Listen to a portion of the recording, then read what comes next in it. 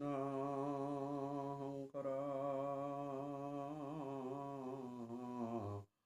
গুৰু হৰি ৰাম গুৰু হৰি ৰাম ৰাম ৰাম ৰাম সকল নিগম কল্পতৰু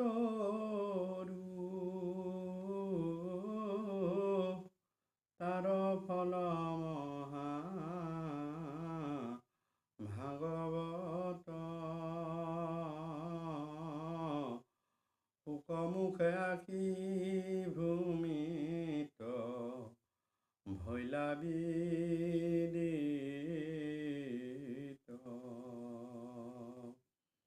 ৰসত চতুৰ যিটো জন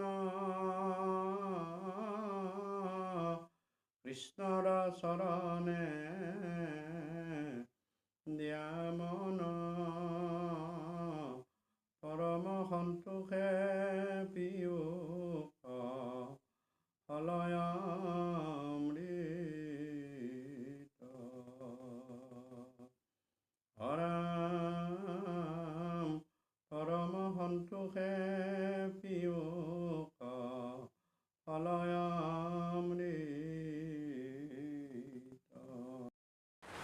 অধ্যায়টোত বৰ্ণনা কৰিছে। আৰু এই নৰকবিলাক হৈছে বেদৰ নৰক মুখলৈ যাবলগীয়া ৰাস্তাটো হৈছে বেদৰ অবিহিত কাৰ্যবিলাক, যিবিলাক মানে আলোচনা কৰিলে ওলাই পৰে যে সঁচাকৈ এইবিলাকতো বেদে নিষিদ্ধ কৰি থৈ দিছে। আৰু তাক যদি কৰিব যায় তেতিয়া মানুহ বেদৰ বিৰোধী হৈ পৰে, অৰ্থাৎ ভগৱন্তৰ আজ্ঞাৰ বিৰোধী হৈ পৰে।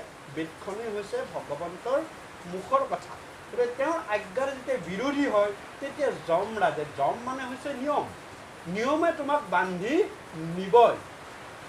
যম বুলি এটা চৰিত্ৰ যদিও বা দেৱতা হিচাপে থৈছে, কিন্তু যম মানে কি? যম মানে হৈছে নিয়ম, নিয়ম যম সংযম। গতিকে সেই যমৰ হাতত থকা দণ্ডডালক সংযমী দণ্ড বুলি কয়, অৰ্থাৎ যমে কণ্ট্ৰল কৰে সংযমৰে। গতিকে যম মানে হৈছে নিয়ম। গতিকে তুমি নিয়মৰ ভিতৰত তুমি গ'লে তেতিয়া একো অসুবিধা নাই। সংসাৰী জীৱ সংসাৰ পাতি সংসাৰ কৰিবই লাগিব, কিন্তু সংসাৰী ধৰ্মৰ মাজেৰে কৰিব লাগিব। আৰু যদি এই নিয়মৰ উলংঘা কৰা তেতিয়া তুমি নৰকগামী হবাই। তোমাক ভগৱন্তই কৈছে যে মই তোমাক বচাব নোৱাৰোঁ, তুমি মোৰ কথাই নুশুনিবা। মই পাতি দিয়া যিবিলাক সংসাৰত পাতি দিয়া নিয়ম তুমি তাৰে বিৰোধী কৰিলা, গতিকে তোমাক আৰু মই কেনেকৈ বচাম? তোমাক যমে নিব। গতিকে এই নিয়ম যম, এই সংসাৰৰ নিয়ম, এই মানে যিখিনি নৰকৰ কথা কৈছে, নৰকৰ যোৱালৈ মহাপুৰুষ আমাৰ গুৰুজনা মাধৱদেৱে কৈছে যে নৰকলৈ যোৱাৰ 3খন দুৱাৰ আছে। গুৰুজনাই নামঘোষাত সুন্দৰভাৱে বৰ্ণনা কৰিছে। কি বুলি কৈছে নামঘোষাত? অ ৰাম হৰি ৰাম, যতে কয় অনৰ্থ আছে সংসাৰত, ও তাতে 3 বিধ সাৰ,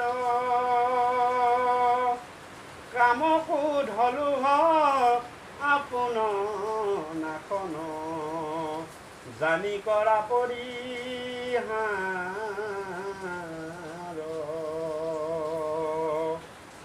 আত্মানাশ হেতু নৰক কাম ক্ৰোধ,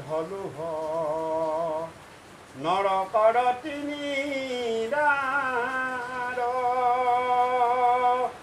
জানিয়া কতে যি কেৱল কৃষ্ণৰ ভকতি কৰা।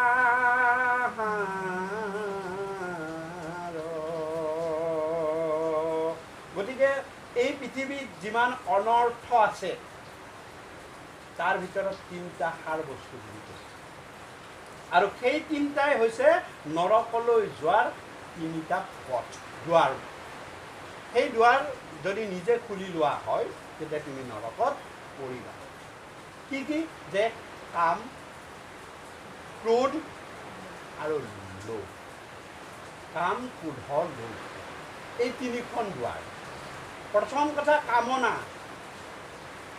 কামনাত লাগি কৃষ্ণক ভজয় কৰন্ত কামনা পূৰ্ণ কৃষ্ণ কৃপা এই মনৰ সত্ৰত যে কামনা কোনটো কৈছে যে তুমি তোমাৰ স্বাৰ্থ পূৰণৰ কাৰণে যিবিলাক বাঞ্ছনা কৰা সেই কাম ভাৱটো কি স্বাৰ্থ পূৰণৰ কাৰণে কাম ভাৱ মনত কিন্তু সমস্ত প্ৰাণীৰ তুমি প্ৰভু ভগৱন্তই ভালে কুশলে ৰাখা এইও এটা কামনা কিন্তু সেইটো কামনা কি সেইটো সৎ কামনা কিছুমান আছে অসৎ কামনা মানে ভগৱন্তক আনকি আনৰ হিংসা কৰিবলৈও কামনা কৰে ভক্তি কৰে গতিকে এই কামনা এটা দুৱাৰ যে তুমি কামনা কৰা কিন্তু কি কামনা কৰা যাতে তোমাৰ সমস্তখিনি সমস্ত জীৱৰ প্ৰতি ভগৱন্তই কৃপা কৰে সকলোৰে যাতে ভাল হয় সকলো যাতে কুশল মংগল হয় এই এটা কিন্তু তাকে নকৰি যদি কামনা কৰা আৰু কামনাৰ পৰা কি হ'ব যদি তুমি স্বাৰ্থ জড়িত কামনা কৰা তেতিয়াহ'লে তোমাৰ এটা কামনা যদি মনোবাঞ্ছা পূৰ্ণ নহয় তোমাৰ 2 নম্বৰৰ কথাটো হ'ব তুমি ক্ৰোধিত হ'বা যদি স্বাৰ্থৰ বস্তু হয় যদি স্বাৰ্থৰ বস্তু তুমি ক্ৰোধিত হ'বা তুমি খং উঠিব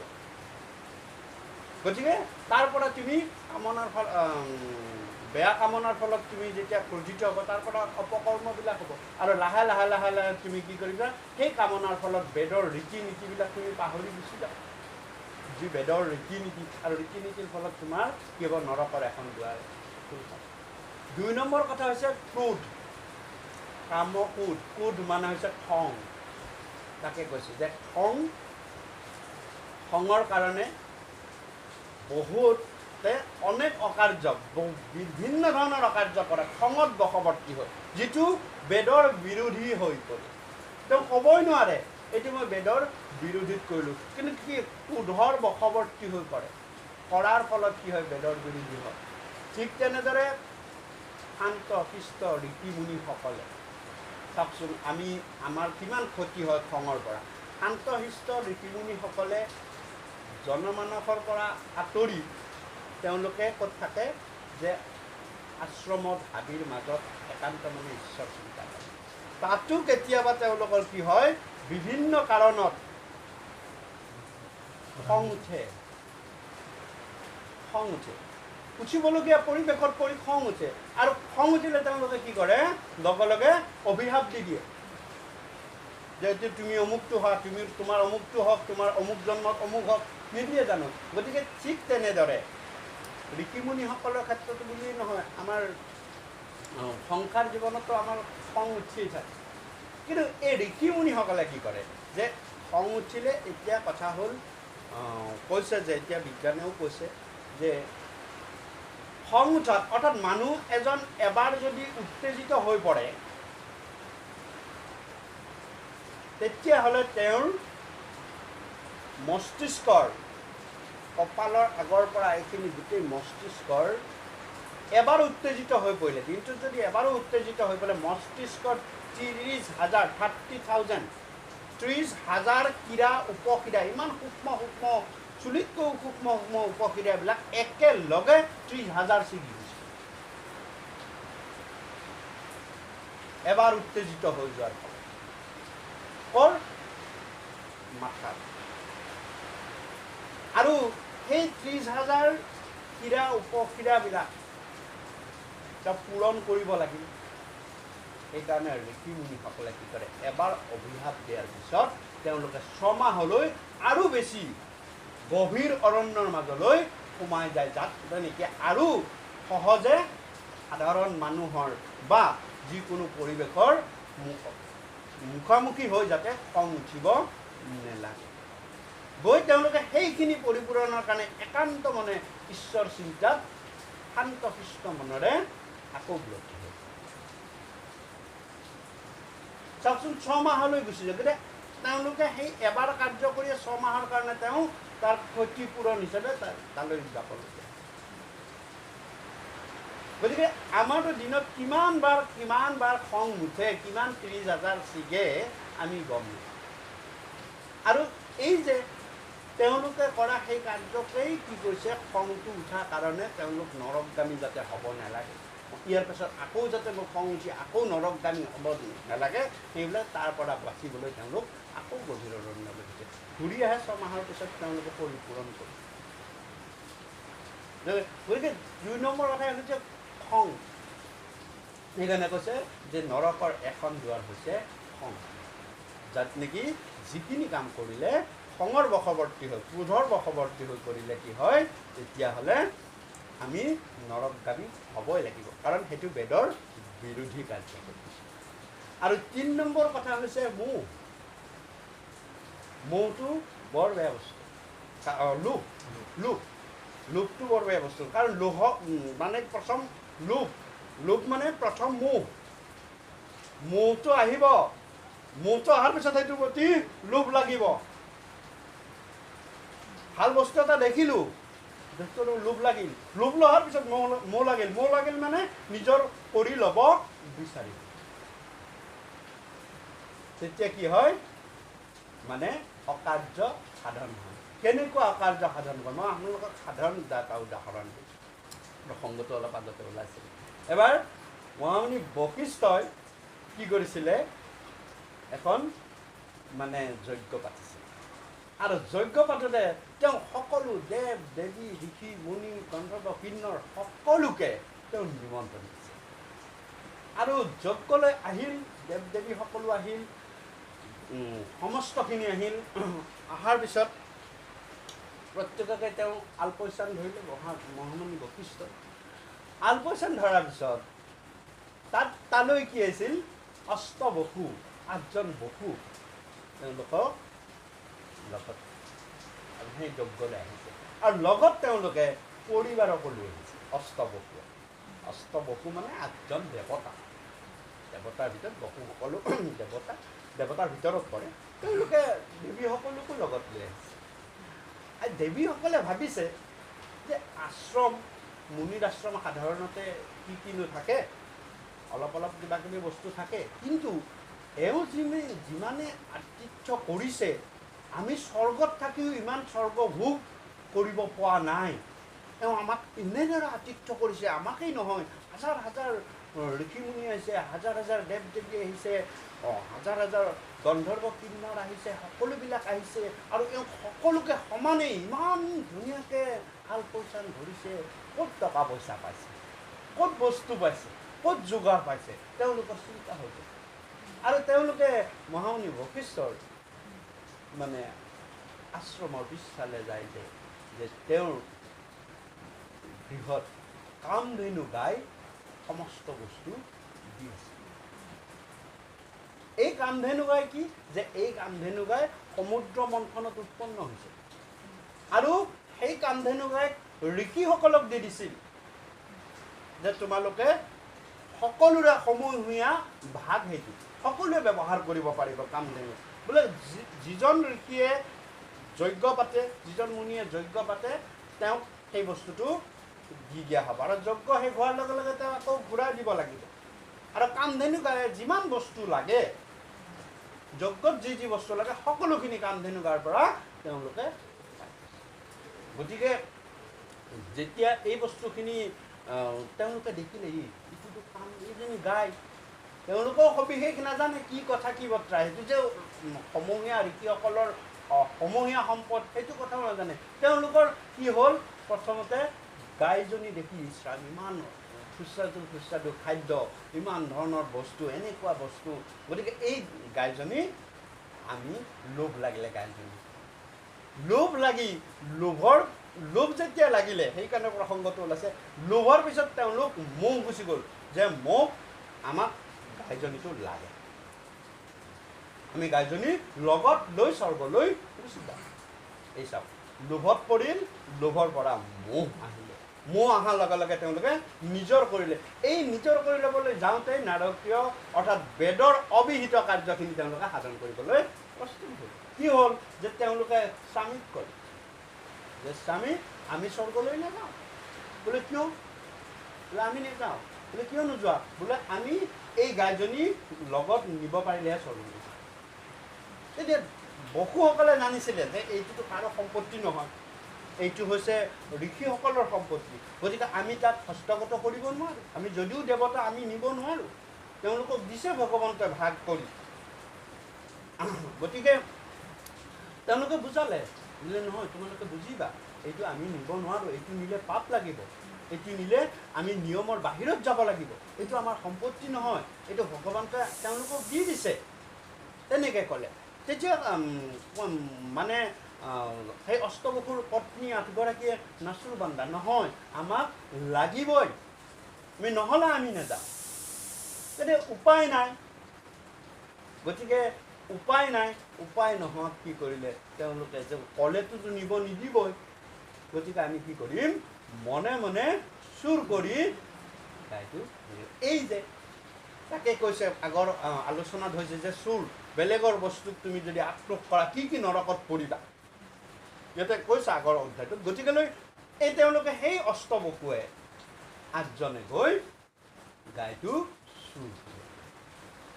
চুৰ কৰি আনি লৈ মানে তাৰে ভিতৰত অষ্টবসুৰ ভিতৰত একেবাৰে সৰুজনে কি কৰিলে আগবাঢ়ি গৈ মানে এৰালডাল খুলি সি লৈ আহিলে বাকীকেইজনে চাই আছে যেনিবা লৈ লৈ গুচি গ'ল আৰু অলপ পিছতে হাহাকাৰ লাগিল লিখিৰ আশ্ৰমত যে কামধেনু নাই বশিষ্ঠ মুনিয়ে ভাবিলে ইছৰাম এইটোতো মোৰো বস্তু নহয় এইটো হ'ল যে সকলোৰে বস্তু মই ইয়াৰ পিছত মই চমজাই দিব লাগিব যেনেকৈ আনিছিলোঁ তেনেকৈ অলপ দায়িত্ব এটা থাকেতো গতিকে লৈ তেওঁ চিন্তা কৰিলে আৰু তেওঁ লগে লগে ধ্যানত বহি গম পালে যে এয়া কাম হৈছে অষ্টবসু এওঁলোকে গাইজনী লগত লৈ গৈ আছে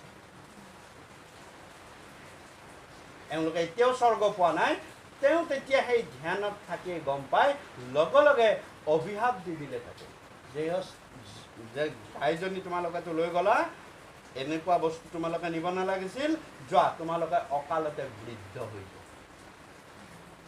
তোমালোকে তেনে অকালতে যেতিয়া বৃদ্ধ হৈ গ'ল অষ্টবসু চকুৰে একো দেখি নোপোৱা হৈ গ'ল জলক তবক হৈ গুচি গ'ল ঠিক আছে এই বেদৰ বিৰোধী কাৰ্যটো কৰাৰ কাৰণে ভগৱন্তই লগে লগে সিহঁতক নৰক দেৱতা হ'লেও নৰকৰ যান্ত্ৰণা দিয়াই অকালতে বৃদ্ধ হৈ গুচি গ'ল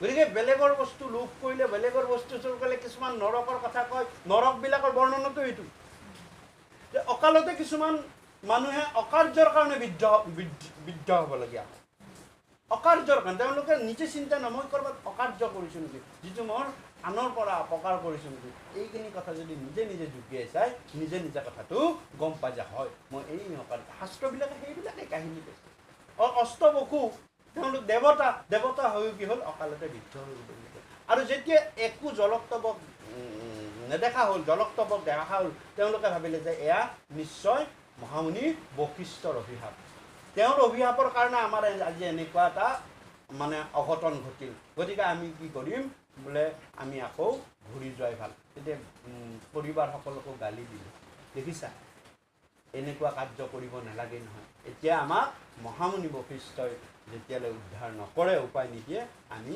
নকৰোঁ এই বুলি তেওঁলোকে ঘূৰি আহি মহামুনি বশিষ্ঠক শ্ৰীচৰণত কৰিলে হে ঋষিবৰ আপুনি আমাক ক্ষমা কৰক আমি এই ভুল কৰিলোঁ এই ভুল কৰিব নালাগিছিল কিন্তু আপুনি আমাক ক্ষমা কৰক যে কিবা নহয় কিবা উপায় যাতে আমি ইয়াৰ পৰা পৰিত্ৰাণ পাওঁ তেতিয়া মহামুনি বশিষ্ঠই ক'লে যে তোমালোককতো যি অভিশাপ দিলোঁ এই অভিশাপৰ তোমালোকে খণ্ডন নহ'ব গতিকে তোমালোকে এটা কাম কৰিব লাগিব যে তোমাৰ অকালতে যেনেকৈ বৃদ্ধি হ'ল তোমালোকৰ এই অভিশাপ পূৰণ হ'ব অকালতে তোমালোকৰ এবাৰ মনুষ্য জন্ম লৈ মৃত্যু হ'ব লাগিব অকালতে তোমালোকৰ মৃত্যু হ'ব লাগিব আৰু তাৰপিছতে তোমালোকৰ সেই অভিশাপৰ পৰা মুক্ত হ'ব পাৰিব বোলে আমি দেৱতা মনুষ্যৰ গৰ্ভত কেনেকৈ স্থিতি ল'ম তেওঁলোক দেৱতা মনুষ্যৰ গৰ্ভত আমি কেনেকৈ স্থিতি ল'ম আকৌ মোৰ বোলে এয়া সকলো ভগৱন্তৰ লীলা সকলো ভগৱন্তৰ কৃপা মই তোমালোকক ইয়াৰ পৰা একো বিশেষ নকওঁ তোমালোকে এগৰাকী দেৱীক সন্তুষ্ট কৰাব লাগে আৰু সন্তুষ্ট কৰালে সেই দেৱীয়ে যদি মান্তি হয় তেতিয়াহ'লে তোমালোকে মানে সাপৰ পৰা মুক্ত হ'ব পাৰিব বোলে কোন বোলে সেয়া হৈছে গংগা দেৱী বোলে ক'ত আছে গংগা দেৱী বোলে গংগা দেৱী এতিয়া ব্ৰহ্মলোকত আছে আৰু তোমালোকে এতিয়া ব্ৰহ্মলোকলৈ যোৱা তাত গংগা দেৱীৰ ওচৰত এই কথাখিনি ক'বা এওঁলোকক গংগা দেৱীৰ ওচৰলৈ পঠিয়াইছিলে সেই অষ্টবসুৱে গংগা দেৱীৰ ওচৰত কাহিনী মহাভাৰতৰ কাহিনীয়া গতিকে গুচি গ'ল আৰু গংগা দেৱীয়ে তাত এটা ঘটনা ঘটিছিল সেই ঘটনাটো এনেকুৱা প্ৰসংগটো মানে ৰাগৰ পৰা আহিছে ঘটনাটো এনেকুৱা মই তাকো অকণমান বৰ্ণনা কৰি দিছোঁ এইটো মহাভাৰতৰ কথা যে ঘটনাটো এনেকুৱা যে ব্ৰহ্মৰ ৰাজসভাত তাতো এটা কথা আছে ব্ৰহ্মাৰ ৰাজসভাত কি হৈছিল মহাভিষ নামৰ এজন গন্ধৰ্বৰ বাদ্যৰ সেৱত সেই সময়ত গংগা দেৱীয়ে ব্ৰহ্মাৰ ৰাজসভাত নাচি আছে নাচি থাকোঁতে কি হ'ল সেই নাচি থাকোঁতেই হঠাৎ গংগা দেৱীৰ গাৰ আচলখন বতাহত উৰি গুচি গ'ল খোল খাই গ'ল এই কিছু সময়ৰ কাৰণে যেতিয়া খোল খাই গ'ল এই মহাভিষ নামৰ গন্ধৰ্বজনে থৰ লাগি দেৱীৰ ফালে চাই থাকে আৰু দেৱীয়েও কিছু সময়ৰ কাৰণে মহাভিষৰ ফালে চাই থাকে এই কথা ব্ৰহ্মাই দেখা পাই ব্ৰহ্মাৰ খং উঠি গ'ল তোমালোকে ব্ৰহ্মাৰ সভাত আহি এয়া কি তোমালোকে কামনাৰ দৃষ্টি কৰি দিছা এইটো আমাৰ ব্ৰহ্মসভাৰ নিয়ম নহয় গতিকে তোমালোকে এই হ'ব লাগিব মানে কি অভিশাপৰ মুখামুখি বোলে তোমালোকক আমি এতিয়া দুয়োটাকে অভিশাপ দিম আৰু অভিশাপ দিলে ব্ৰহ্মাই ল'ব লাগে যে যোৱা তোমালোকে যি কামনাৰ বলি হৈ কামনাৰ দৃষ্টিত তোমালোকে চাইছিলা তোমালোকে নৰৰ যোগ্য কাম কৰিলা এইবিলাক নৰৰ ৰাজসভাত হোৱা কথা ব্ৰহ্মাৰ সভাত কথা নহয় গতিকে তোমালোকে নৰ হৈ জন্ম পাব লাগিব এই বুলি কোৱাৰ লগে লগে মহাভিষক অভিশাপ দিলে যে যোৱা তুমি সুপ্ৰতীপৰ পুত্ৰ শান্তনু হিচাপে জন্ম পোৱা তোমাৰ নাম হ'ব শান্তনু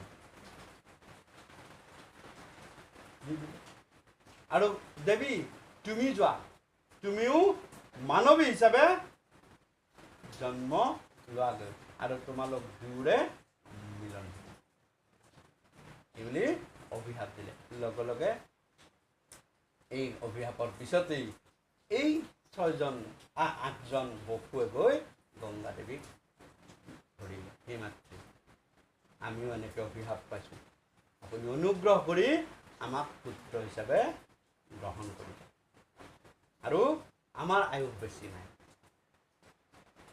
আমাৰ আয়ুস বেছি নাই খুব কম কাল তেতিয়া বশিষ্ঠ আৰু এটা কথা কৈছে যে যিজনে গাইটো চুৰ কৰি লৈ গুচি গ'লি সেই পৃথিৱীত বেছি দিন থাকিব লাগে সি মৃত্যু মানুহ হিচাপেও পটককৈ মুক্তি নেপাব এটা লগে লগে কৈছিল যিজনে কৰিলে সৰুজন তেওঁৰ নাম আছিল দেৱব্ৰত তেওঁ ভীষ্ম দেৱব্ৰত আছিলে এতিয়া মানে অষ্টবসুৰ একেবাৰে সৰুজন যে যিজনে চুৰ কৰিলি সিয়েই কি হ'ব লাগিব তোমালোকৰ বেছি দিন থাকিব লাগিব আৰু গংগাদেৱী সেই অষ্টবসুৰ অনুৰোধত মানে সন্তুষ্ট হ'ল বাৰু হ'ব মই তোমালোকক মোৰ পুত্ৰ হিচাপে মই জন্ম দিয়াম আৰু সেই হিচাপে মহাভিষ শান্তনু হ'ল আৰু গংগা দেৱী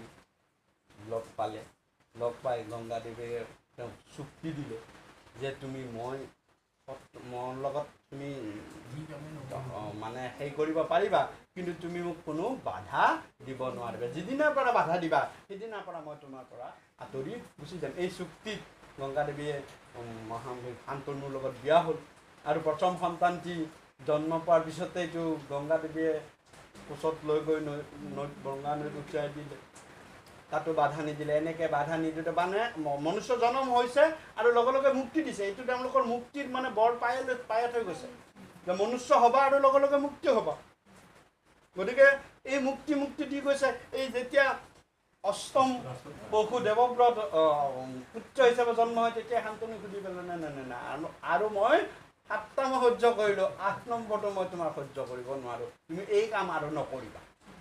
তেতিয়া গংগাদেৱীয়ে তেওঁৰ পৰা আঁতৰি গুচি গ'ল সেই দেৱব্ৰতক অৰ্থাৎ ভীষ্মক। তেতিয়া ভীষ্ম হোৱা নাই, তেতিয়া তেওঁ শান্তনুৰ হাতত দি দিলে আৰু সেই দেৱব্ৰতে ভীষ্ম হ'ল। আৰু ভীষ্ম হ'ল কাৰণে একেবাৰে বহু বছৰ এই গোটেই যুদ্ধ শেষ কৰি শেষতহে ঢুকাল। এইবিলাক হৈছে কি, এইবিলাক ভগৱন্তই দেখাইছে কাহিনীবিলাকৰ যে এইবিলাক কাৰ্য হৈছে কিছুমান তাৰপিছত বেদৰ অবিহিত কাৰ্য। মোহ লোভ এইবিলাক যিবিলাক এতিয়া কথা হ'ল ক্ৰোধেই, ক্ৰোধ কৰিবলগীয়া কথা আছে। অন্যায় যদি দেখা যায় তাত যদি তুমি ক্ৰোধ নকৰা তেতিয়া তোমাৰ পাপ হ'ব। কাৰ হৈছিলে? ভীষ্মৰ হৈছিলে। দ্ৰৌপদীৰ বস্ত্ৰহৰণ কৰোঁতে তেওঁ ক্ৰোধ নকৰিলে আৰু ক্ৰোধ নকৰাৰ কাৰণে তেওঁ কি হ'ল, শৰৰ ওপৰত শয্যাত শুই শুই মৃত্যু কৰিব, যন্ত্ৰণা পাই মৃত্যু পায়। আৰু কোনে ক্ৰোধ কৰিছিলে? জটায়ুৱে ক্ৰোধ কৰিছিলে। পিতা মাতৃক যেতিয়া, পিতা আইক যেতিয়া ৰাৱণে লৈ যায়, ক্ৰোধ কৰি তেওঁক বাধা দিছিলে। কাৰণ অনৈতিক কাৰ্য কৰাত যদি তুমি ক্ৰোধ কৰি বাধা দিয়া তেতিয়া তোমাৰ পুণ্য হ'ব। আৰু সেইকাৰণে জটায়ুৱে ৰামৰ সুকোমল কোচত মহাপ্ৰাণ কৰিব পাৰে। ভীষ্মক ক্ৰোধ নকৰাৰ কাৰণে নৰক যন্ত্ৰণা পালে আৰু ক্ৰোধ কৰাৰ কাৰণে জটায়ুৱে ভগৱন্তৰ কোচত বৈকুণ্ঠ পুৰাণ। গতিকে ক্ৰোধ কৰিব লাগিব যদি অন্যায় দেখা, সেই ক্ৰোধে তোমাক উপকাৰ কৰিব। আৰু যদি অন্যায় দেখিও তুমি ক্ৰোধ নকৰা সেয়াটো পাপ। আৰু যেতিয়া মানে যদি তুমি যদি অন্যায় দেখি ক্ৰোধ কৰা সেইটো পুণ্যও হ'ব। গতিকে এই ধৰণে ভাগৱতৰ কথা আগবাঢ়ে। গতিকে সেই নৰকৰ কথাবিলাক কোৱাৰ পাছত ৰজা পৰীক্ষিতৰ ভয় লাগিলে। শুকক কৈছে যে আপুনি যে 28খন নৰকৰ কথা কৈছে খাদ্যতে, এইবিলাকতো মই ৰজা হৈ বহুত কৰিলোঁ। ইয়াৰ পৰা মই কত কিমান বিৰোধ কাম কৰিছোঁ ৰজা হৈ থাকোঁতে। হে গুৰু, মই এতিয়া এই নৰকৰ বিলাকৰ পৰা কেনেকৈ উদ্ধাৰ পাম? ইয়াৰ প্ৰায়শ্চিত্ত কি আছে? মোক এতিয়া প্ৰায়শ্চিত্ত এটা দিয়ক। মই যে ৰজা হৈ থাকোঁতে নাই কৰা, দেখা দেখি একেবাৰে শেষৰ কথাটোৱেই চাওকচোন। ভগৱন্ত পুৰুষক চিন্তা কৰি আছিলে শ্ৰমিক মুনিয়ে, আৰু মই সেই ভগৱন্তৰ কথা চিন্তা কৰি থকা মানুহজনৰ মুনিৰ গলত গৈ মই মৰা সাপডাল মেলাই দিলোঁ। আৰু সেইজনকে মই পানী বিচাৰিলোঁ।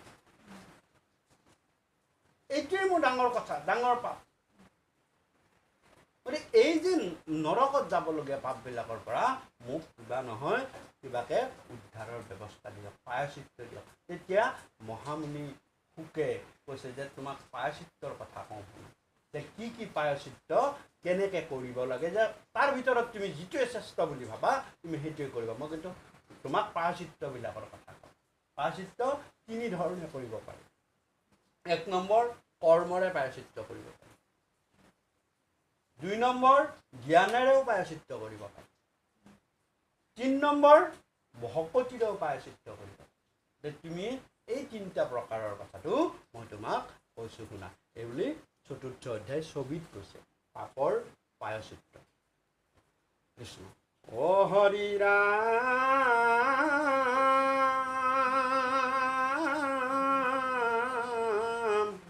ৰাম হৰি ৰাম।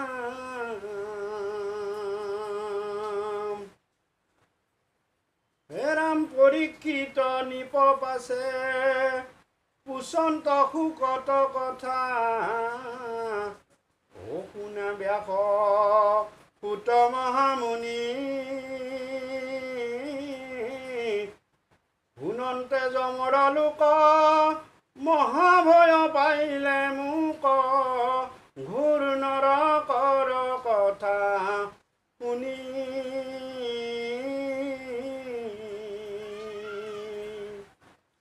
ও ৰাম যতে কপুছিলা মানে কহিলা সকলে কথা ও শুনিলো পৰময় অনুৰাগে সুমৰন্তে যমপুৰ ভয়ে হিয়া দূৰ দূৰ অমনে মোৰ মহা চিন্তা লাগে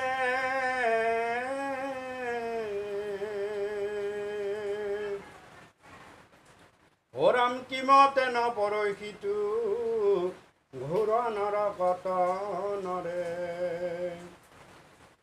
কহিও তাহাৰয়ো পাই হেন বাবুলিবা আগে কৰিবে কপায় চিত্ত তেবে সিটো জাত নাই ৰাই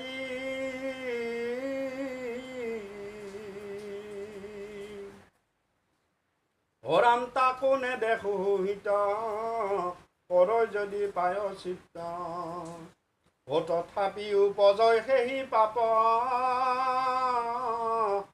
এতেকে জানিলো মিছা পায় চিত্ত কৰি মৰে নতৰয় যাতনাৰ তাপ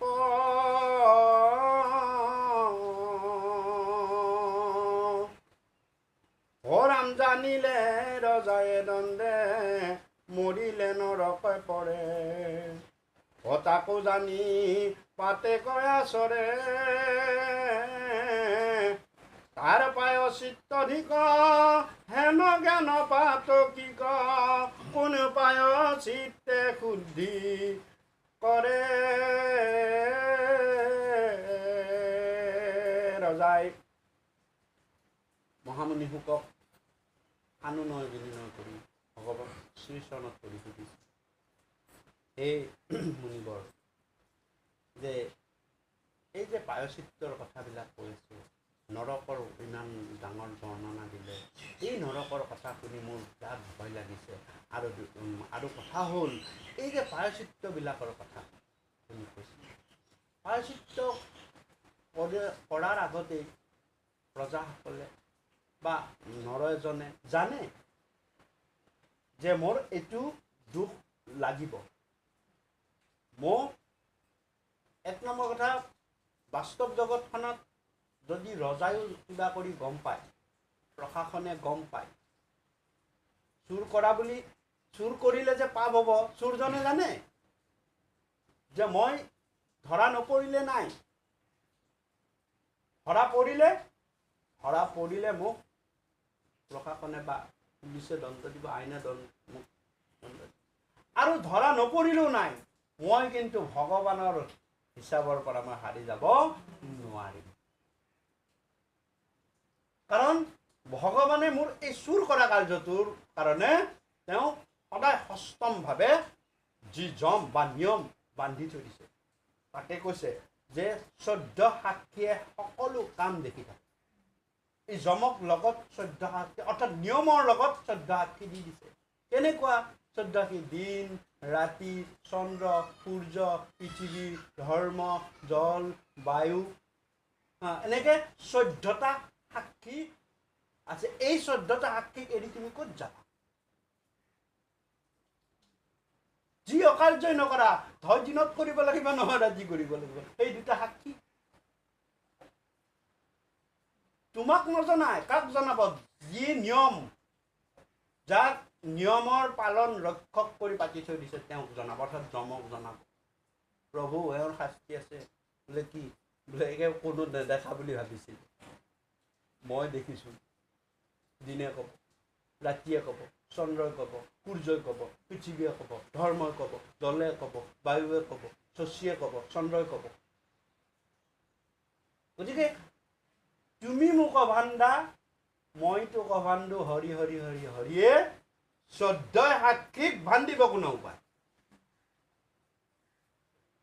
14 সাক্ষীক কোনেও ভান্দিব নোৱাৰে ভাবে কি দেখা নেপালে দে নহ'ব সকলোৱে দেখা পাই আছে তুমিহে দেখা পোৱা নাই তুমিহে অন্ধ তোমাক কিন্তু সকলোৱে দেখি আছে ইয়াৰ হিচাপ গতিকে জানিলে ৰজাই দণ্ডে যদি জানা হয় তথাপিও ভংগ হ'ব আৰু যদি নাজানে তথাপিও নিয়মে অৰ্থাৎ যমে অৰ্থাৎ সময়ে তাৰ উচিত দণ্ড সময়ত দিব গতিকে এইটো ইয়াতে তাকে কৈছে আৰু যিমান প্ৰায়শ্চিত্ত আছে এইবিলাকৰ পৰা প্ৰায়শ্চিত্ত আছে প্ৰায়শ্চিত্ত কৰে প্ৰায়শ্চিত্ত কৰিলে কি হ'ব আকৌ প্ৰায়শ্চিত্ত কৰি আকৌ পুনৰ বেলেগ পাপ এটা যাৰা সেইটো নকৰিলে কিন্তু বেলেগ পাপ এটা কৰিলে আকৌ তেওঁ প্ৰায়শ্চিত্ত হ'ব লাগে এই প্ৰায়শ্চিত্ত কৰে আকৌ পাপ কৰে এই প্ৰায়শ্চিত্ত কৰে আকৌ পাপ এই প্ৰায়শ্চিত্তৰ ৰাস্তাটো যেতিয়া আছে আৰু সেইকাৰণে মানুহে পাপ কৰিবলৈ ভয় নকৰে গতিকে মোক এনেকুৱা এটা প্ৰায়শ্চিত্ত কওক যাতে নেকি মোৰ আৰু দুনাই পাপ উৎপন্ন নহয় মই যাতে মোৰ মনটো আৰু পাপলৈ নাযায় গতিকে এনেকুৱা এটা মুখ্য প্ৰায়শ্চিত্ত কথা কওঁ তেতিয়া ৰজাই আৰু এটা উপমা দিছে কি উপমা দিছে যে যেনেকুৱা হাতীয়ে গা ধোৱা নোধোৱা একো কাম নহয় কি কৈছে হাতীয়ে গা ধোৱা নোধোৱা বোলে হয় হাতীয়ে কি কৰে নৈত গৈ গা ধুলে কোৰেৰে যিমান পানী বোলে পাৰলৈ উঠি আহি কি কৰে তেওঁলোকে এই ধূলিবিলাক হাতীবিলাকে ধূলিবিলাক আকৌ গাত সানি লৈ গুচি যায় গতিকে গা ধোৱা হাতীয়ে গা ধোৱা আৰু নোধোৱা একো পাৰ্থক্য নাই ঠিক তেনেদৰে কৰ্ম প্ৰায়শ্চিত্তৰ দ্বাৰা যদি কোনোবা কিবা প্ৰায়শ্চিত্ত কৰে সেই প্ৰায়শ্চিত্ত হাতীয়ে গা ধোৱাৰ নিচিনা কথা কৰিলে প্ৰায়শ্চিত্ত কৰিলে উঠি আহি আকৌ বেলেগ নৰক এটাৰ কাম আৰু প্ৰায়শ্চিত্ত কৰিবলগীয়া কাম কৰে গতিকে তাকে কৈছে অ যাম যেন ধুৱাই নে অহাথি দুনাই লৱে কুটা মাটি শৰীৰত বান্ধে আতিমল কেহু বেলা এৰে পাপ কতো বেলা কৰৈ তাক অপায়চিত্ত এতেকে বিফল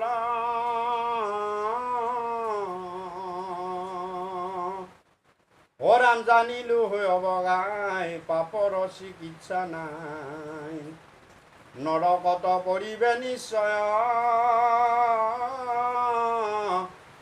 ঐ একো পাৰ্ব নাপাওঁ শুনি চেদিও আপুনি মুনি অমোৰ মনা মহামনৰ সংশয়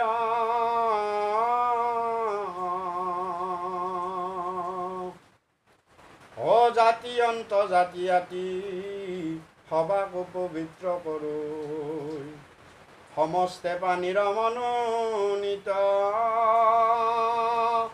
আত্মীয় প্ৰয়াসে তৰৈ সমস্তে পাতক হৰৈ অকয়ো হেন মহাপায় চিত্ত গতিকে হে মুনিবৰ মই জানিলোঁ মোৰ আৰু পাপৰ পৰা উদ্ধাৰ মই নাপাম কাৰণ মই প্ৰায়শ্চিত্ত কৰিবলৈ সময়ো নাই মোৰ লগত আৰু কেইটা দিন আছে মোৰ আৰু সময় নাই প্ৰায়শ্চিত্ত কৰি ফুৰি ফুৰি মই পাপবিলাক খণ্ডন কৰাৰ মাত্ৰ 7টা দিনৰ মূৰত মোক প্ৰত্যক্ষকে ফুটিব গতিকে হে মহামুনি মোক এনেকুৱা এটা মহা প্ৰায়শ্চিত্তৰ কথা কওক যিটোত নেকি জাতি অন্ত জাতি সকলো এবাৰতেই তৰি গুচি যাব পাৰে অকল উচ্চ জাতি বুলিয়েই নহয় অন্ত জাতিও যাতে তৰিব পাৰে আৰু মোৰ যাতে মনত দুনাইবাৰ পাপৰ উৎপত্তি নহয় এনেকুৱা এটা মহা প্ৰায়শ্চিত্তৰ কথা কওক যিটো কাম কৰিলে মোৰ সকলো পাপ খন্তেকতে মষিমূৰ হৈ যাব গতিকে এই প্ৰায়শ্চিত্তটোৰ কথা ক'বলৈ গৈছে আৰু তেতিয়াই মহামুনি শুকে মহাৰাজক ডাঙৰ উদাহৰণেৰে কথা যিটো আমি আগতে আলোচনা কৰিছিলোঁ যে এই ষষ্ঠ স্কন্ধটোৰ সেইটো গুণ বা লক্ষণৰ কথাটো ক'বলৈ যাওঁতে এই কাহিনীটো কৈছে যে ষষ্ঠ স্কন্ধৰ গুণ বা লক্ষণটো কি আমি যিটো স্কন্ধ আজি পঢ়িছোঁ সেইটো ষষ্ঠ স্কন্ধ ভাগৱতৰ ষষ্ঠ স্কন্ধৰ গুণটোৰ লক্ষণটো কি যে মহাপাপী ভক্ত হয় তাকো কৃষ্ণে নিষ্ঠ হয় সেইটো কুশন গুণ নাম জানা যে মহাপাপী ভক্ত হ'ব তাকো কৃষ্ণে নিষ্ঠাৰ কৰিব তেনেকুৱা এই গুণটো হৈছে ভাগৱতৰ কুশন গুণ গতিকে এই কথাখিনি ক'বলৈ যাওঁতে এতিয়া অজামিলৰ কথা ক'ব যে মহাপাপী অজামিলৰ কাহিনীটো কোৱাৰ আগতে এই শ্ৰেষ্ঠতাটোৰ কথা কৈছে যে ভক্তি কেনেকৈ শ্ৰেষ্ঠতা হ'ব পাৰে আৰু ৰজাই সেইকাৰণে সুধিছে যে এনেকুৱা এটা প্ৰায়শ্চিত্তৰ কথা কওক যিটো সৰ্বশ্ৰেষ্ঠ প্ৰায়শ্চিত্ত যিটো কৰিলে এতিয়া কৈছে যে সৰ্বশ্ৰেষ্ঠ প্ৰায়শ্চিত্ত এটাই বস্তু সেইটো হৈছে কৃষ্ণ নাম লোৱা এক নামে যত পাপ সংহাৰিতে পাৰে প্ৰত্যেক পাতকী পাপ কৰিতে নাপায় ইমান দৃঢ়তা বিশ্বাস আনি দিছে ৰজাৰ মনত ৰজাৰ সংশয় ভয় লগা দুখ লগা বা মূৰ লগা সকলোবিলাক আঁতৰাই দৃঢ় বিশ্বাস আনি দিছে ভাগৱতে কি বুলি কৈছে ভক্তিৰ শ্ৰেষ্ঠতা কি বুলি কৈছে মহামুনি শুকে কৈছে অ ৰাম শুকনি গদতি শুনা কুৰুপতি পৰম তুমি মহন্ত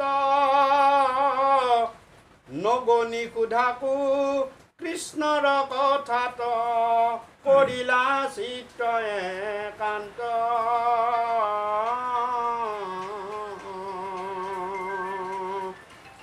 অ ৰামজী কথা পুছিলা তাহাৰো সিদ্ধান্ত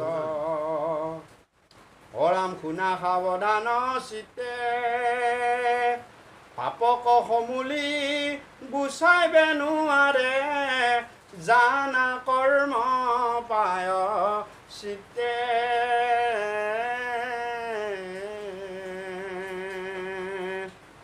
অ ৰাম অজ্ঞানী যতে পায় চিত্ত কৰোঁ শাস্ত্ৰৰ সন্মত চায়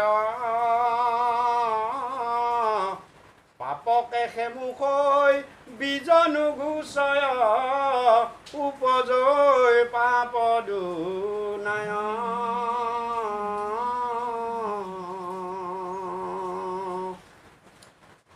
অ ৰাম জ্ঞানে সে জানিবা মুখ্য পায় চিত্ত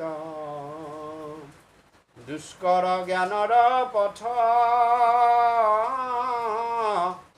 পৰম সুলভ যিটো পায় চিত্ত অশুনিও কাম ৰথ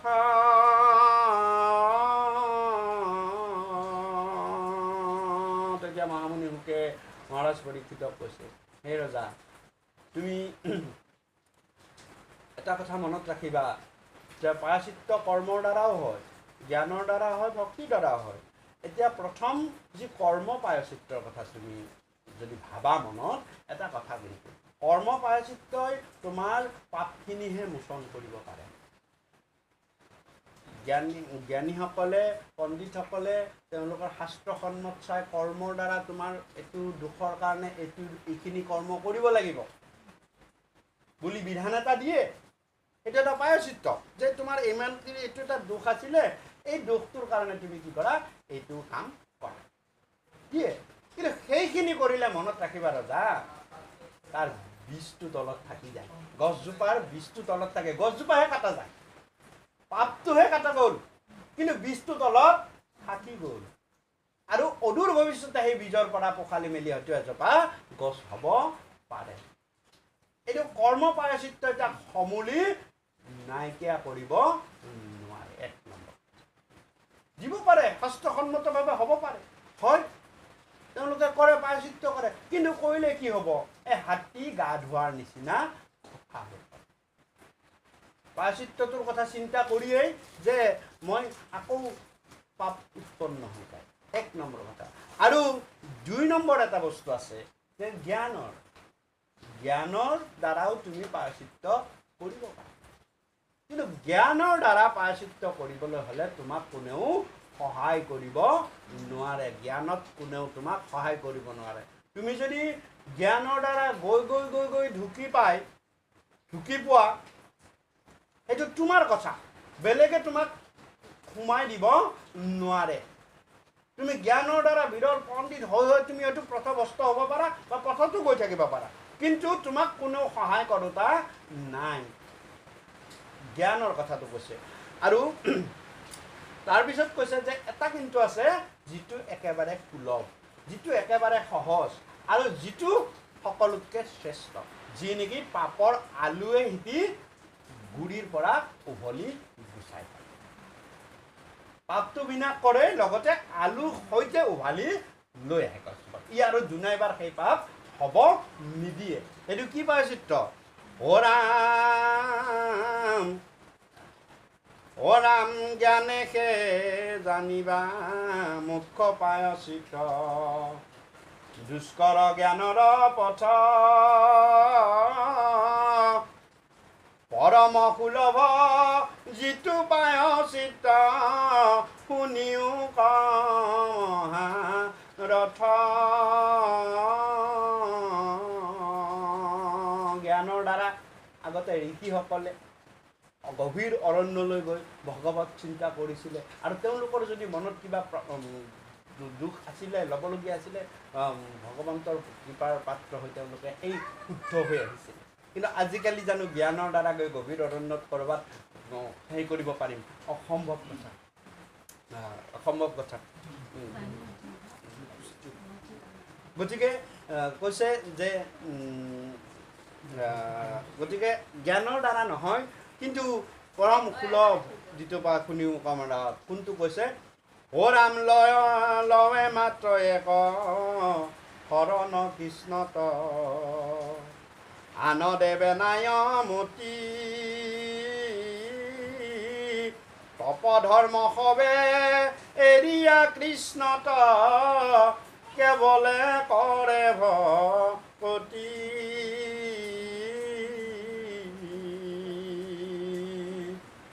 অ ৰাম হেনয় বিৰল ভকত সকলে, সমস্ত পাপক মুখে, পচন্দ আদিটো যেন জগতৰ অনিহাৰ নিশেষে সুখে।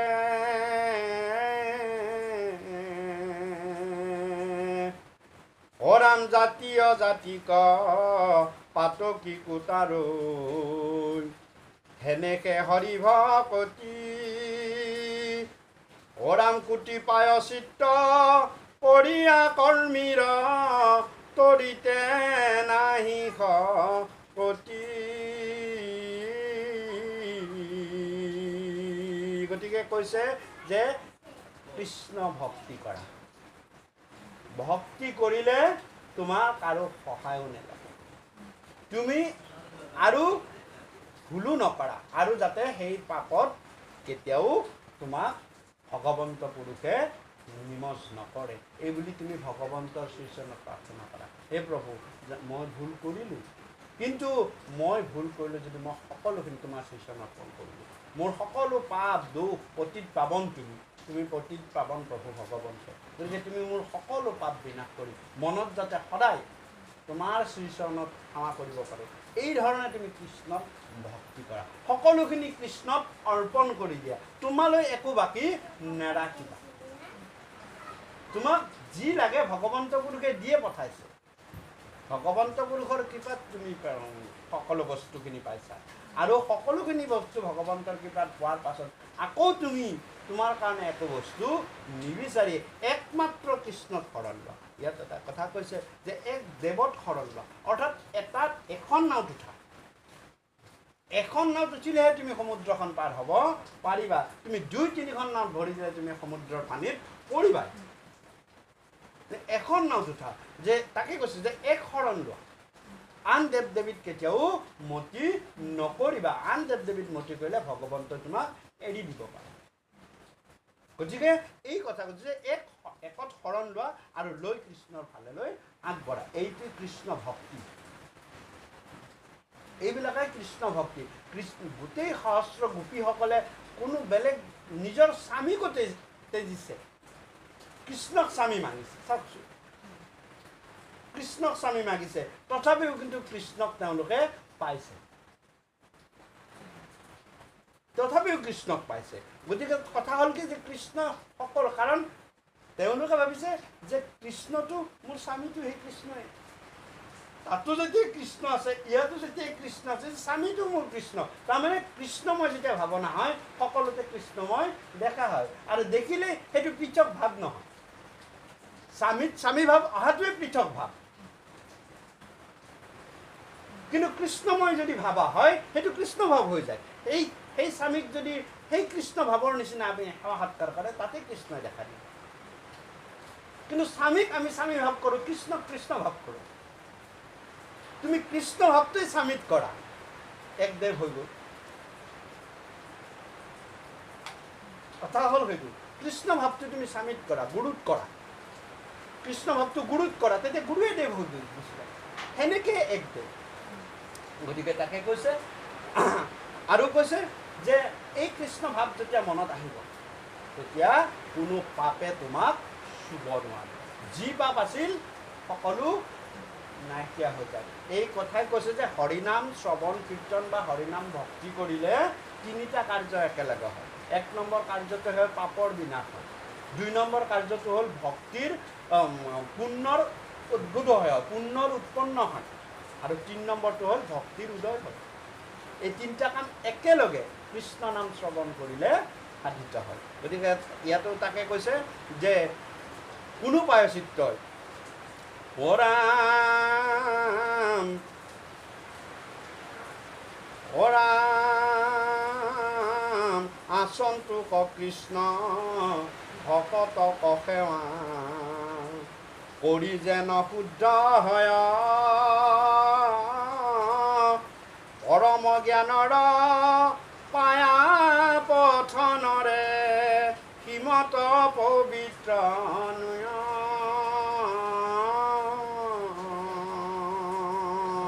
কৃষ্ণক বাৰে দিয়ক, কৃষ্ণৰ ভকতক সেৱা কৰক, তেতিয়া তোমাৰ সিমানখিনি পবিত্ৰ হ'বা। কৃষ্ণ ভকতক সেৱা কৰে। সেইকাৰণে কয় যে আমি এটা ডাঙৰ কথা, ভকতৰ পদধূলি ল'ব লাগে।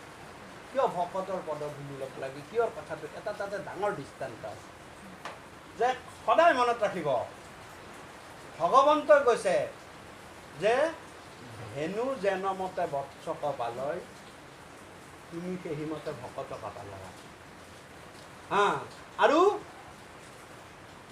কি বুলি কৈছে যে গাইজনীয়ে যেনেকৈ পোৱালিটোৰ পিছে পিছে পিছে পিছে থাকে, ঠিক তেনেদৰে ভগৱন্তও ভকতৰ পিছতেই থাকে। ভকতৰ পদধূলি অৰ্থাৎ ভকতৰ পদধূলি পাবলৈ হ'লে আপোনালোকে চাওক, ভকতে কি কৰিব লাগিব, ভকতে চৰণ দাঙি দিব লাগিব। ভকতে চৰণ দাঙি দিয়াৰ লগে লগে ভগৱন্ত পুৰুষে সেই জেগাত শ্ৰীচৰণ থৈ দিয়ে। ভকতৰ পদধূলি ল'বলৈ হ'লে ভকতে চৰণ উঠাবই লাগিব। পদধূলি আপুনি কেতিয়াও নাপায় যেতিয়ালৈ সাধাৰণতে চাওক, আপুনি পদধূলি কেতিয়া পাব, যেতিয়া তেওঁ পদখন দাঙি দিব তেতিয়াহে পদধূলি পায়। আৰু ভকতে পিছে পিছে যেতিয়া ভগৱন্ত পুৰুষ যায় তেতিয়া চাওক, ভকতে খোজ দাঙি দিয়ে, ভগৱন্তই শ্ৰীচৰণ থৈ। আল্টিমেটলি কথাটো কি, ভকতৰ পিছতেই ভগৱন্ত পুৰুষ থাকে। যদি ভগৱন্ত আগত থাকিলেহেঁতেন তেতিয়া ভকতৰ পদধূলি পিছতহে হ'লহেঁতেন, ভগৱন্তৰ আগতে হ'লহেঁতেন। কিন্তু প্ৰভু ভগৱন্ত কি হৈছে, ভকতৰ পিছত থাকে। ভকতৰ পদধূলি লোৱা মানে ভগৱন্তৰ শ্ৰীচৰণ সেৱা কৰা। পিছত তেওঁ খোজ পাতি দিয়ে, ভকতৰ পিছতেই তেওঁ থাকে।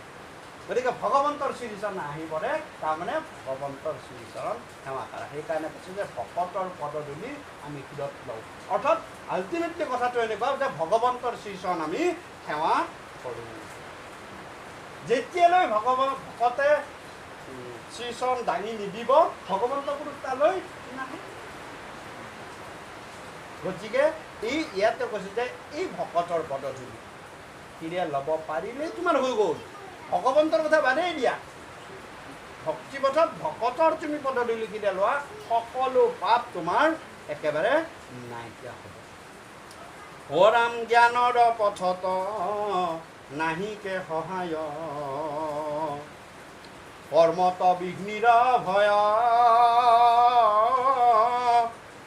ভকতি পথত ঈশ্বৰ ৰক্ষক জানিবা ৰাজা নিশ্চয়।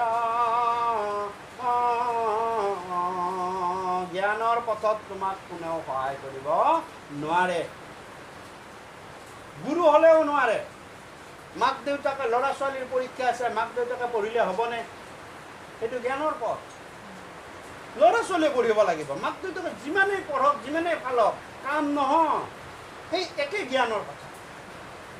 ল'ৰা ছোৱালী জ্ঞানত তুমি কি কৰিব লাগিব? তুমি নিজে পঢ়িব লাগিব, নিজে আগবাঢ়িব লাগিব।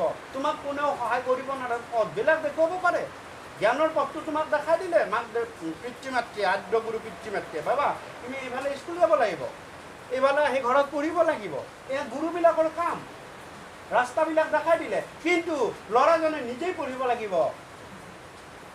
ল'ৰাজনে নিজে পঢ়িলেহে তেওঁ পৰীক্ষাত সফল হ'ব বা জীৱনত আগবাঢ়ি যাব পাৰিব। গতিকে জ্ঞানৰ পথত কোনেও কাকো সহায় কৰিব নোৱাৰে। জ্ঞানৰ পথত নাহিকে সহায়। কৰ্মত বিঘ্নিৰ হয়। কৰ্ম কৰিবলৈ গ'লে আপোনাৰ বিঘিনি লাগিব। এই 5টা পাতহে থাকিব লাগিছিল, তোমাৰ এই 4টা পাত আছে, চলিব নচলিব। তুমি এতিয়া তাৰমানে দুখ ধৰিবলৈ গৈ থাকে, দুখ লাগি লাগি গৈ থাকে। এই মোক 4টা মানুহ আহিছিল, মাতিব লাগিছিল, মাতিছিলোঁ নহয় 5টা মানুহক, কি হ'ব? এই সময়ত এজন গুচি গ'ল নহয়, সেইটোৱে দুখ তোমাৰ থাকিব। 5টাক কৈছিলোঁ বোলে হয়, কিন্তু 5টাত তুমি বোলে মাতিছিলোঁ 5টা, কি হ'ল বোলে নহয়, এজন সময় সামলকৰ সময়তে গুচি গ'ল, বাহিৰত যাব লগে, সেইটোৱে দুখ লাগে। কৰ্ম কৰি তুমি এই নৰদেহত তুমি সেই কৰিব নোৱাৰা, মানে কি সফল হ'ব নোৱাৰা। বিঘিনি আছে, বিঘিনি থাকিবই। অন্য নহয়, নিজৰ মনতে বিঘিনিটো লাগি থাকিব। তোমাৰ যদি মতে যদি নহ'লো, তথাপিও তোমাৰ বিঘিনিটো লাগি থাকিব। কৰ্মত বিঘ্নিৰ হয়। ভক্তিৰ পথত 3 নম্বৰ যিটো পথ ক'লে যে মনত ৰাখিবা, ভকতি কৰি যোৱা, তেতিয়া তোমাক ভগৱন্তই ৰক্ষা কৰিব। ৰক্ষক বুলি ক'লে সহায়ো নহয়, বিঘিনিটো নহয়েই, ভগৱন্তই বিঘিনিটো দিয়াৰ কথা কোৱা নাই, সহায়ো নহয়, ৰক্ষক বুলি কৈছে। তোমাক ৰখি থাকিব। তুমি ভক্তি কৰি যোৱা, কোনো চাৰিওফালৰ পৰা যাতে তোমাক কোনো ধৰণৰ বিপদ বিঘিনি বাধা নাহে, তাৰ কাৰণে ভগৱন্তই তোমাক ৰখি থাকিব। ৰক্ষক বুলি কৈছে, চকীদাৰ কৰে ভগৱন্তই, ভকতৰ চকীদাৰ কৰে। সেইকাৰণে বলিৰ একেবাৰে দুৱাৰ মুখত তেওঁ সষ্টম হৈ গদা ধৰি ৰৈ আছিল, মই তোমাৰ ৰখীয়া হৈ থাকিম। কিয়? বলি পৰম বৈষ্ণৱ, মই ভকতৰ ৰখীয়া, ৰক্ষক মই ভকতৰ। বলিৰ চকীদাৰ হৈ আছিল ভগৱন্ত পুৰুষ। গতিকে এই কথাবিলাক যে, কিন্তু ভকতি পথে হে ৰজা, ভক্তি তুমি কৰা, তোমাৰ ভগৱন্তই তোমাক ৰক্ষা কৰিব, বেলেগে ৰক্ষা নকৰে। ঈশ্বৰ মহাভাৰতত এটা কথা কৈছে যে ঈশ্বৰ সহায় যাৰ তাৰ কাকো ভয়, ভকতৰ প্ৰতিকাৰ ঈশ্বৰে কৰে। ঈশ্বৰ যাৰ সহায় আছে তাৰ কাকো ভয় কৰিবলৈ প্ৰয়োজন নাই। আৰু যদি ভকত হোৱা, তোমাক ভগৱন্তই প্ৰতিকাৰ কৰে। ভকত অৰ্থাৎ ভগৱন্ত ডক্তৰ হৈ নাহে, ভগৱন্তই এজনৰ মাথাত সুমতি দিব, যোৱা তেওঁ বিপদত পৰিছে, তেওঁক তুমি এইভাগে সহায় কৰা, তেওঁক তুমি চিকিৎসা কৰা, তেওঁক তুমি ৰক্ষা কৰা, তেওঁক তুমি অমুকটো কৰা। আমি নিজে ভগৱন্ত আহিব, আহি ষ্টেথিস্কোপ লগাই চাব, সেইটো কথা নহয়। ভগৱন্তই ৰক্ষা কৰিব, কাক ক'ত কেতিয়া কেনেকৈ আনি কি কৰাব লাগে, চব ভগৱন্তই দায়িত্ব। ঈশ্বৰ যাৰ সহায় হয়, তাৰ কালৈকো ভয় কৰিব দৰকাৰ, কাৰণ তেওঁক ভগৱন্তই সহায় কৰে, আৰু ভগৱন্তই যেনেকৈ পালন কৰিব তেনেকৈ কৰিম, মোৰ কি কথা। গতিকে এয়া কৈছে ভাগৱতে, ও ৰাম জ্ঞান কৰ্মে একো অপেক্ষা নকৰি, কেৱলে ভকতি তাৰ ভকতি সহায় নলয়, জ্ঞান কৰ্মে কৰিবে কিছুনো আৰু।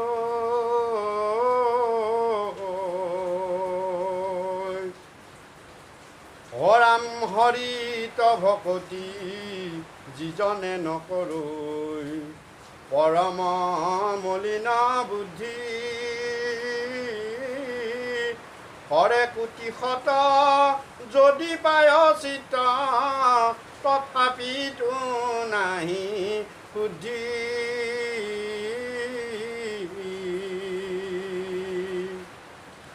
অ ৰাম যেন সুৰা কুম্ভ সমস্তে তীৰ্থত পখালিকে পাৱে দুখ নুহিকে কিঞ্চিত পবিত্ৰ তথাপি তেজয় হাৰিবি মুখ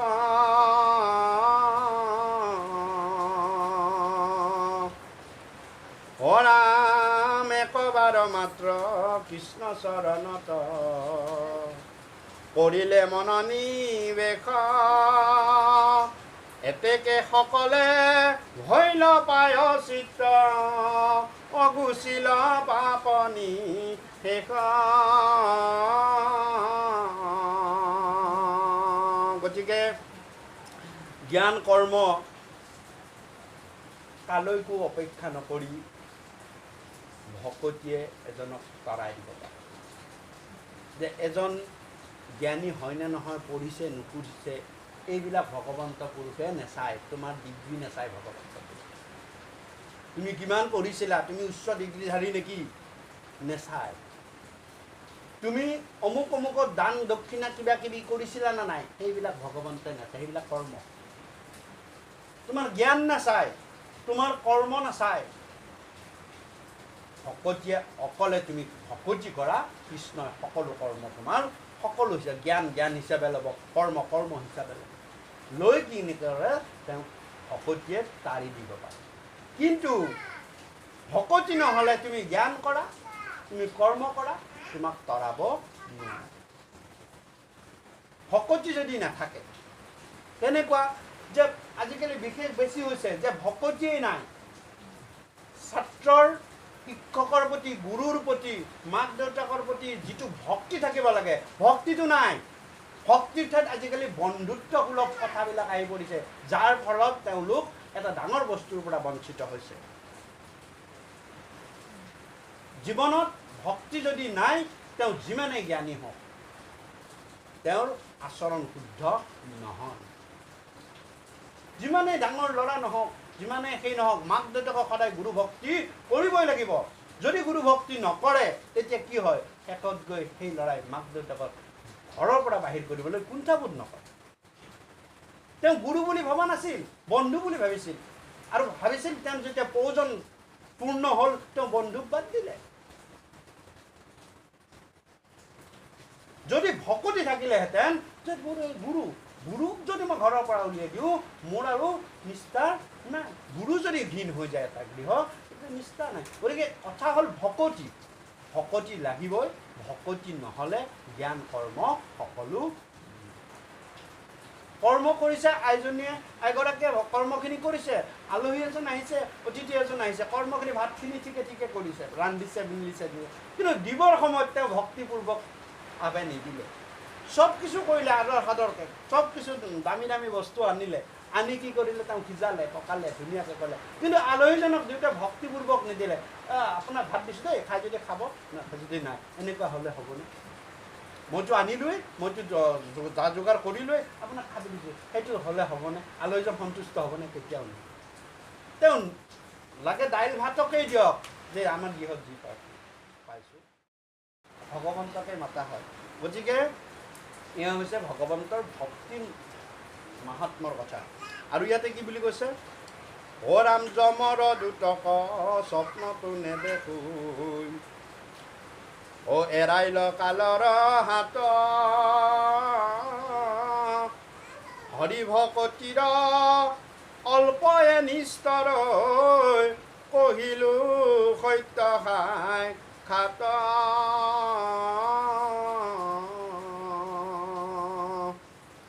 অৰাম পৰম জ্ঞানত কৰ্মটো কৰিয়া ভকতিকে শ্ৰেষ্ঠ আতি ভকতি কৰিলে পৰম পবিত্ৰ হোৱে মহায়ন্ত জাতি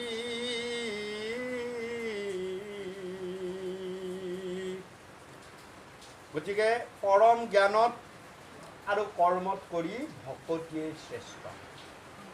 আৰু ভকতি কৰিলে মহা মহা অন্ত জাতি পাপী তাপী সকলোবিলাক তৰি গুচি যাব পাৰে। ভকতিৰ কাৰণে কোনো কুলীন জাতত জন্ম ল'বলৈ কোনো প্ৰয়োজন নাই। ভকতিৰ কাৰণে তুমি বহুত ঐশ্বৰ্যশালী ঘৰত জন্ম ল'বলৈ কোনো প্ৰয়োজন নাই। ভকতিৰ কাৰণে কোনো ডাঙৰ উচ্চ পদবীৰ প্ৰয়োজন নাই, উচ্চ ডিগ্ৰীৰ প্ৰয়োজন নাই, একো প্ৰয়োজন নাই।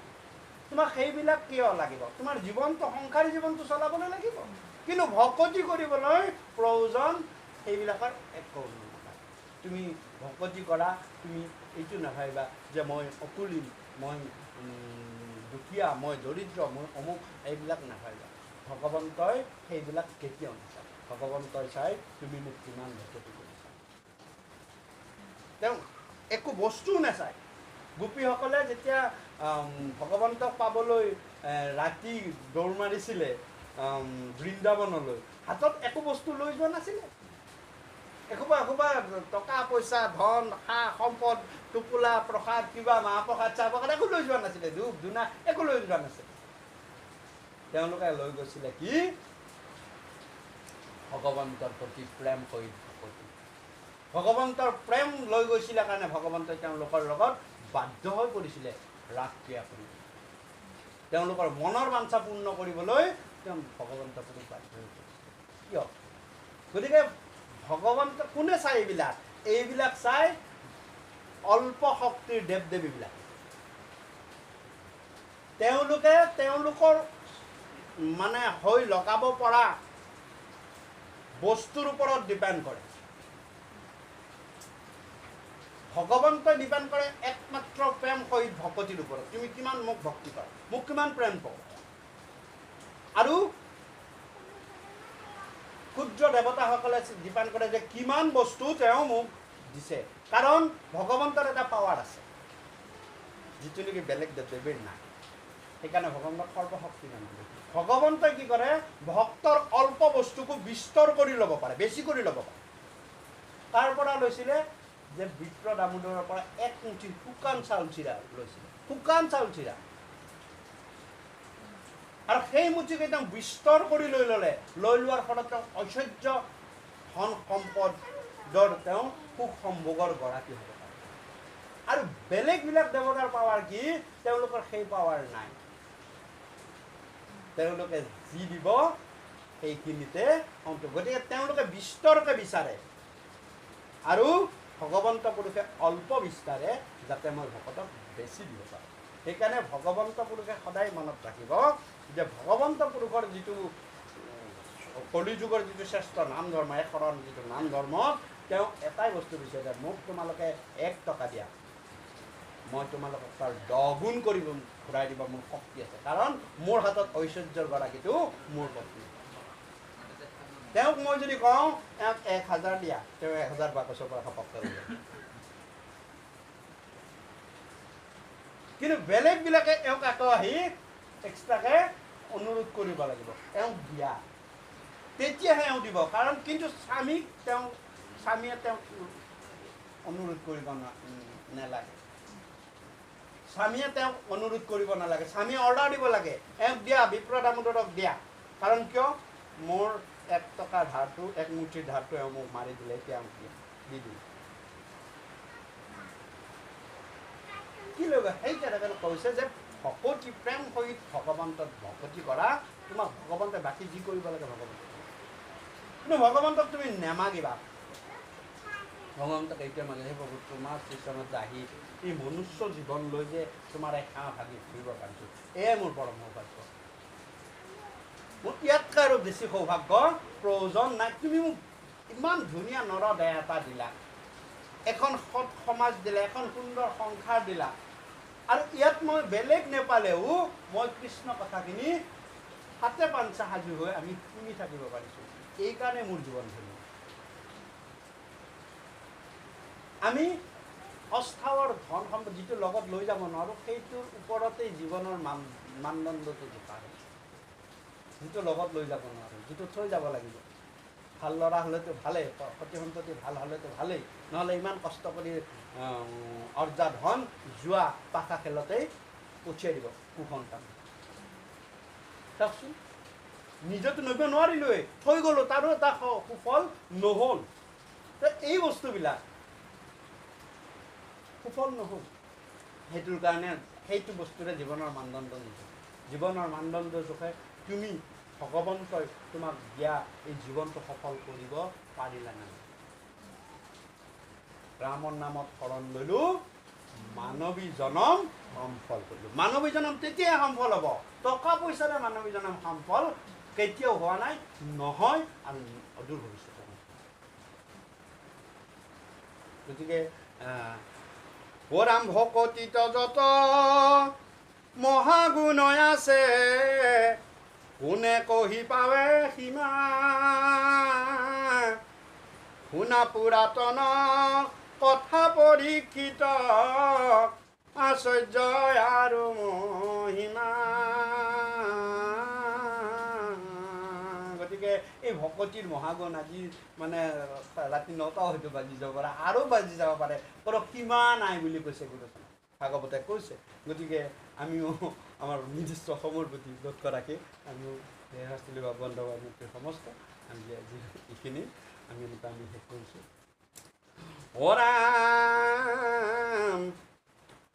অৰাম ভকতিত যত মহাগুণ আছে, কোনে কহি পাৱে সীমা, শুনা পুৰাতন কথা পৰীক্ষিত, আশ্চৰ্য আৰু মহিমা। গতিকে ইয়াৰ পাছত অজামিল উপাখ্যান, এই আশ্চৰ্য আৰু মহিমা কথাটো আৰম্ভ কৰিছে যে পুৰাতন কাহিনী এটা কওঁ শুনা। হৰিনামৰ যি আশ্চৰ্য মহিমা, এই কথা কওঁ শুনা। এক নামৰ কিমান পাৱাৰ, কিমান শক্তি, এইবুলি অজামিল উপাখ্যান আৰম্ভ কৰিছে কৃষ্ণ। ৰাম কৃষ্ণৰ চৰিত পৰম অমৃত, ইয়াত পৰে নাহি আন, কোটি কোটি যজ্ঞ জপ তীৰ্থ দান, ৰেণু কোনো হে সমান। কৃষ্ণ গুণ নাম ধৰ্ম অনুপম, আকসাৰ কৰি ধৰা, আন দেৱ ধৰ্ম দূৰতে তেজিয়া, কৃষ্ণত ভকতি কৰা।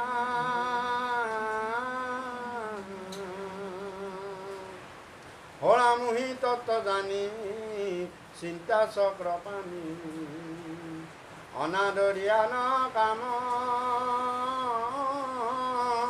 কৃষ্ণৰ কিংকৰে ৰচিলা শংকৰে, ডাকিবোলা ৰাম ৰাম।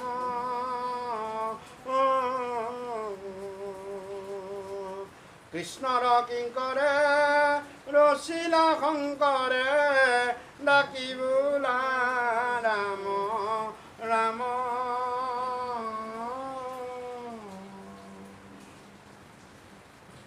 জয় ৰাম জয় হৰি বোলা, হৰি গুৰু সন্তোষৰ